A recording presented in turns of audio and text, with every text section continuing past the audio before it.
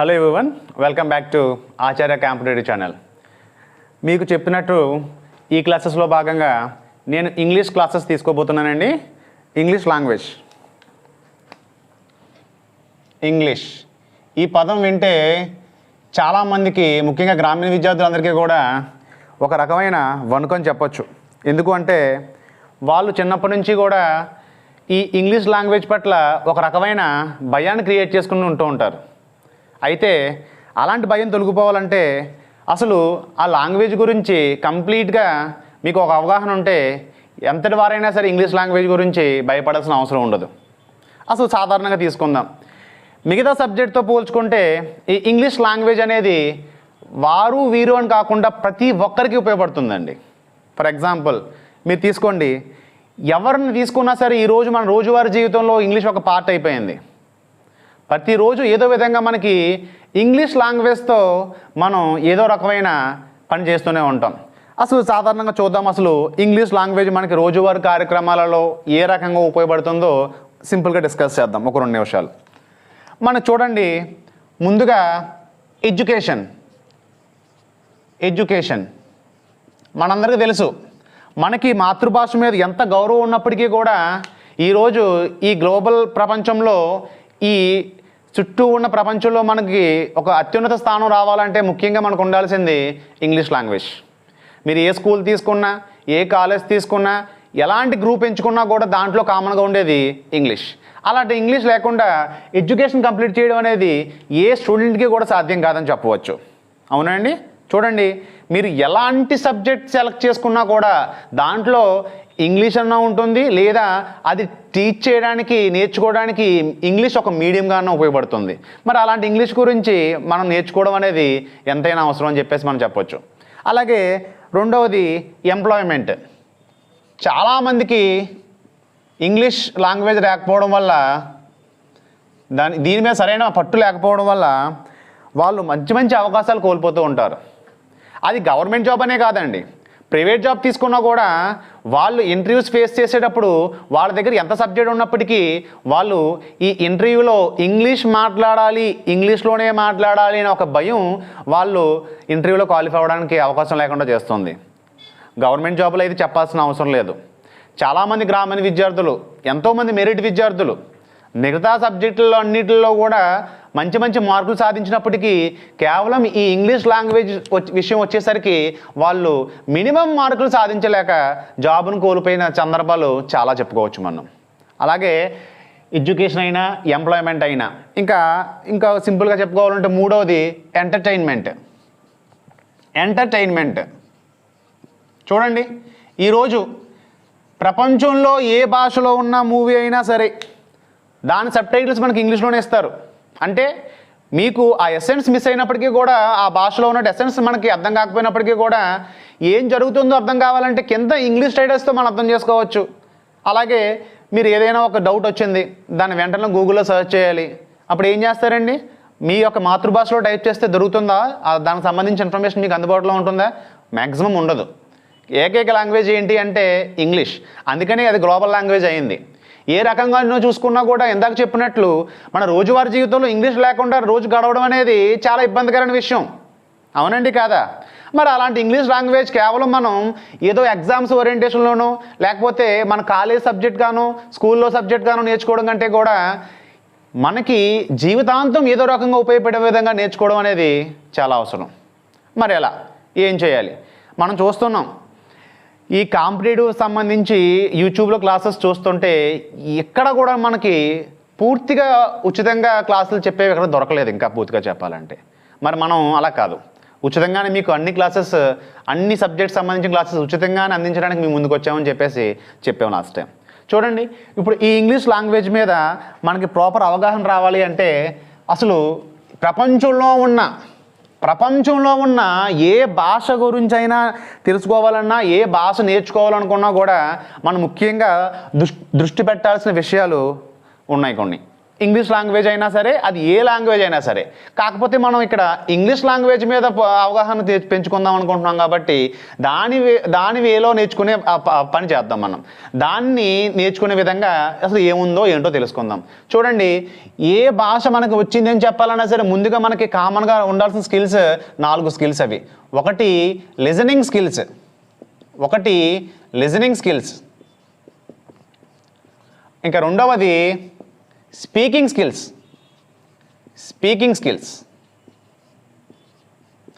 రెండవది ఏంటండి? Speaking skills. మూడవది రీడింగ్ స్కిల్స్.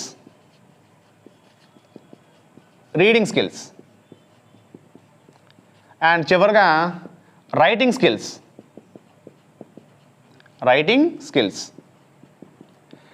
మరి ఈ 4 స్కిల్స్ మనకి రావాలి.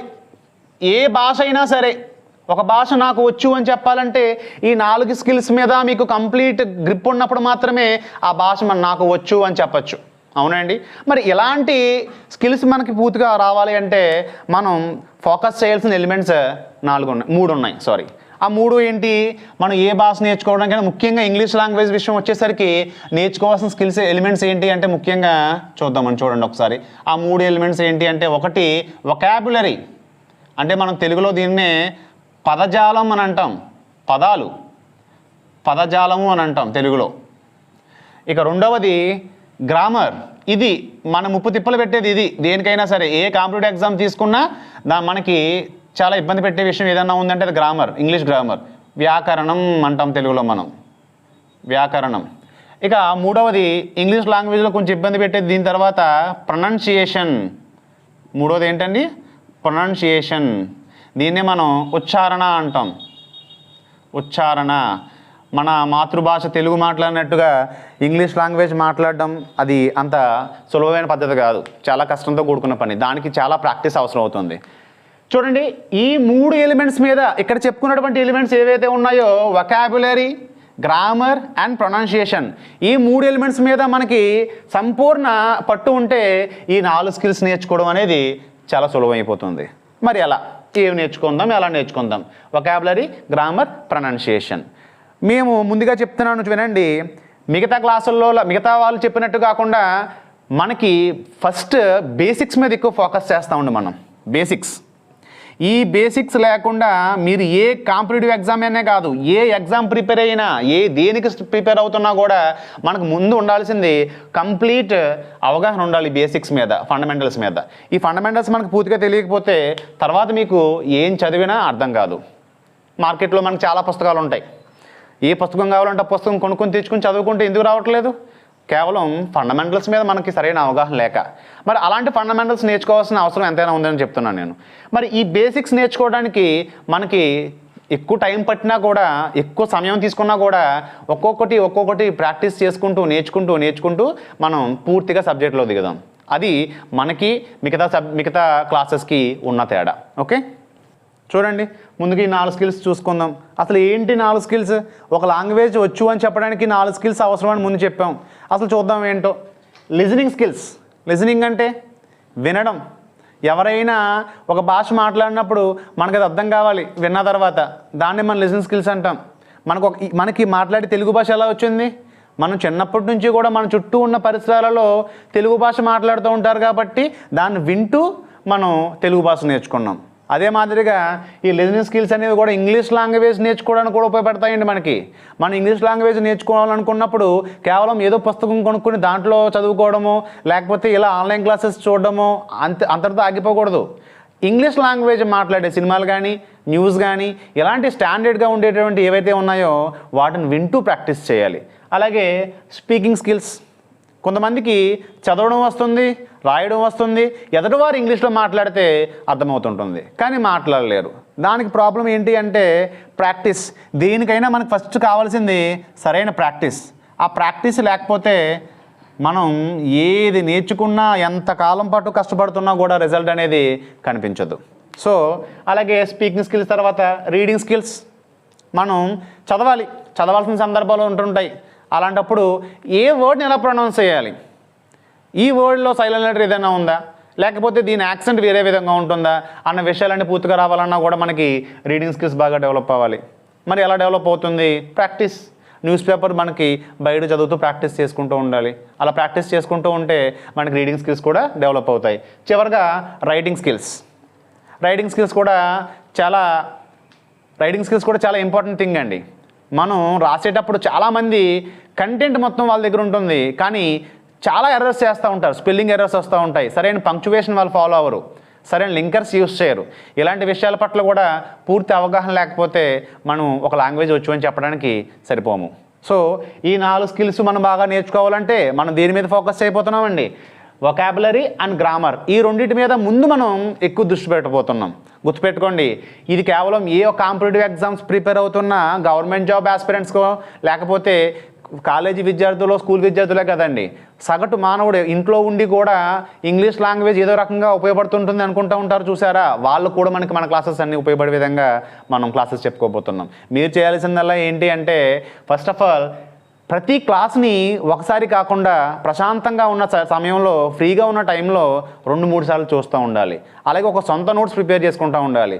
ఏ క్లాస్ చూసినా కూడా దాని గురించి పూర్తి అవగాహన వచ్చిన తర్వాత మాత్రమే దాని తర్వాత క్లాస్ ఓపెన్ చేసి చూడాలి. కొంతమంది ఉంటారు, క్లాస్ ఓపెన్ చేస్తారు, సరిగా వినరు, సరిగా అర్థం చేసుకోరు, ఏమి అర్థం కాదు, ఏదో క్లాస్ కంప్లీట్ అయిపోయింది క్లోజ్ చేసేస్తారు, నెక్స్ట్ వీడియో రాగానే అది కూడా చూసేస్తారు. ఆ పద్ధతి కరెక్ట్ కాదు. సొంత నోట్స్ ఉండాలి, దాని తగ్గట్టుగా ప్రాక్టీస్ చేసుకుంటూ ఉండాలి. ఏ క్లాస్ జరిగినా కూడా నేనే కాదు, ఎవరైనా సరే ఏదైనా నేర్పించాలనుకున్నప్పుడు దానికి సంబంధించి ఇన్ఫర్మేషన్ మాత్రం మీ ముందు పెడతారండి. దాని నుంచి మీరు ఎంత ప్రాక్టీస్ చేసుకుంటున్నారో, ఎంత నేర్చుకుంటున్నారో అనేది మీరు పెట్టే ఎఫర్ట్ మీద ఆధారపడి ఉంటుంది. ఇక నేనున్నాను, చాలామంది చెప్తూ ఉంటారు, నా దగ్గరకు వచ్చావా ఇంగ్లీష్ వచ్చేస్తుంది నీకు అని చెప్పేసి అంటూ ఉంటారు. అది వాళ్ళలో కాదు, నేర్చుకునే మీలో ఉండాలి. మీరు ఎంత ఫోకస్ పెడుతున్నారో, ఎంత ఎఫర్ట్ పెడుతున్నారో దాని రిజల్టే మీకు ఏదైనా రావడం అనేది నిర్ణయింపబడుతుంది. సో గుర్తుపెట్టుకోండి, నేను ముందుగా చెప్పినట్లుగా బేసిక్స్ మీద మనం ఎక్కువ కాలం ఫోకస్ చేస్తాం, ఆ తర్వాతే అసలైన సబ్జెక్ట్లోకి వెళ్తాం. ఓకేనండి. సబ్జెక్ట్లోకి వెళ్ళే ముందు ఒక చిన్న విషయం డిస్కస్ చేద్దాం. ప్రస్తుతం 2 తెలుగు రాష్ట్రాల్లోనూ కూడా, ఇటు ఆంధ్రప్రదేశ్లోను అటు తెలంగాణలోనూ కూడా నోటిఫికేషన్స్ రిలీజ్ అవుతున్నాయి, ఆల్రెడీ రిలీజ్ అయ్యాయి కూడా. ఏపీలో తీసుకుంటే, ఆంధ్రప్రదేశ్లో తీసుకుంటే గ్రూప్ 4 నోటిఫికేషన్ రిలీజ్ అవ్వడం జరిగింది. అలాగే తెలంగాణలో తీసుకుంటే టెట్ నోటిఫికేషన్ రిలీజ్ అవ్వడం అనేది జరిగింది. ఇంకా ముందు చాలా నోటిఫికేషన్స్ రాబోతున్నాయని చెప్పేసి మనం మీడియాలో చూస్తూ ఉన్నాం.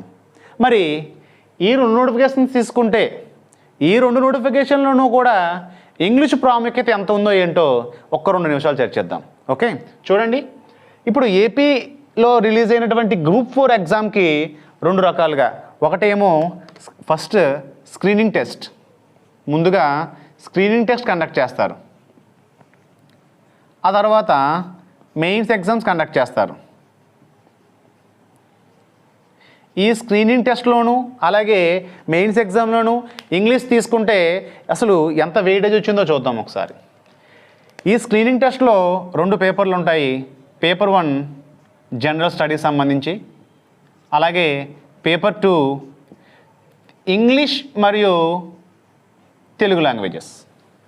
మొత్తం మీకు ఈ 2 సబ్జెక్ట్స్ కలిపి 50 మార్కులు కండక్ట్ చేస్తారు. ఎందులోనండి? స్క్రీనింగ్ టెస్ట్లో. అంటే ఒక్కొక్కటి 25 మార్కులకి.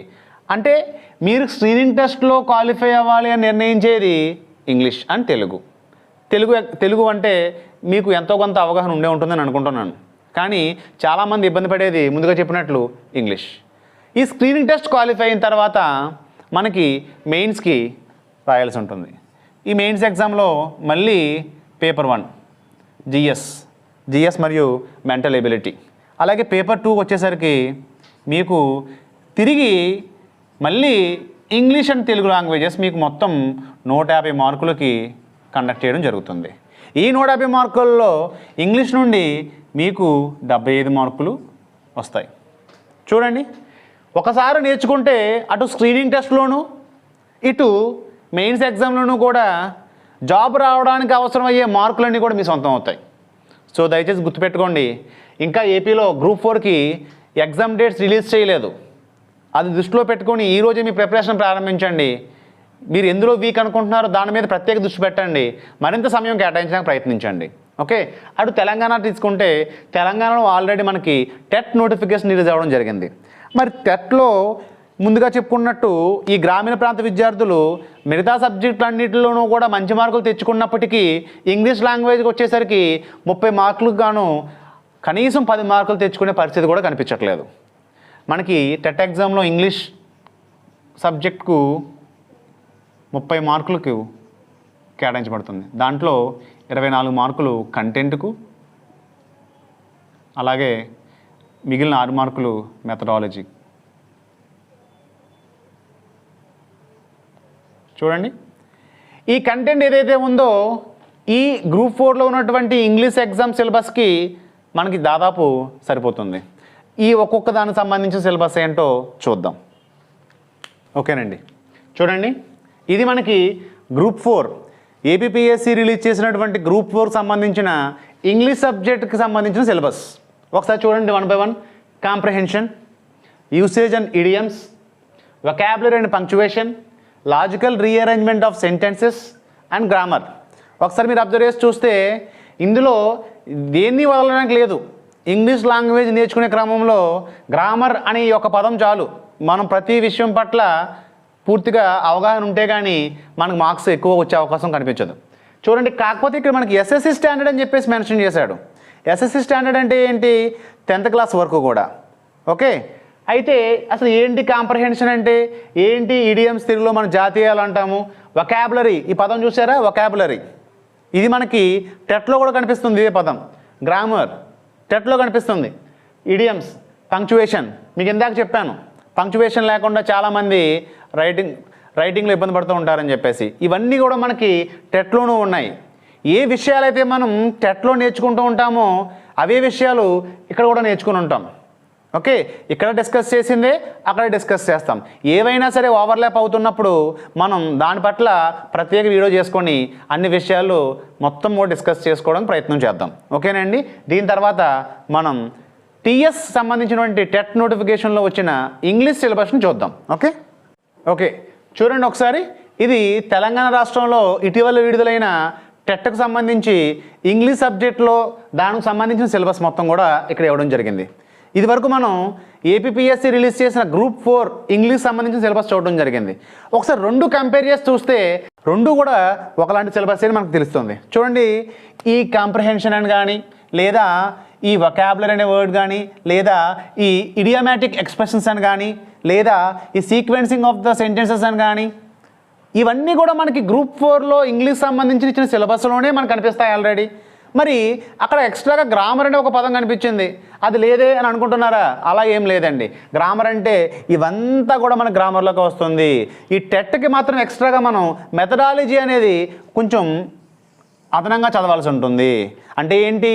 ఈ మెథడాలజీ అనే టాపిక్ తప్పించి ఈ టెట్ ఎగ్జామ్కైనా లేదా గ్రూప్ 4 ఎగ్జామ్స్కైనా ఈ ఎస్ఎస్సి స్టాండర్డ్లోనే ఇంగ్లీష్ సంబంధించి కామన్గా ఉంటుంది.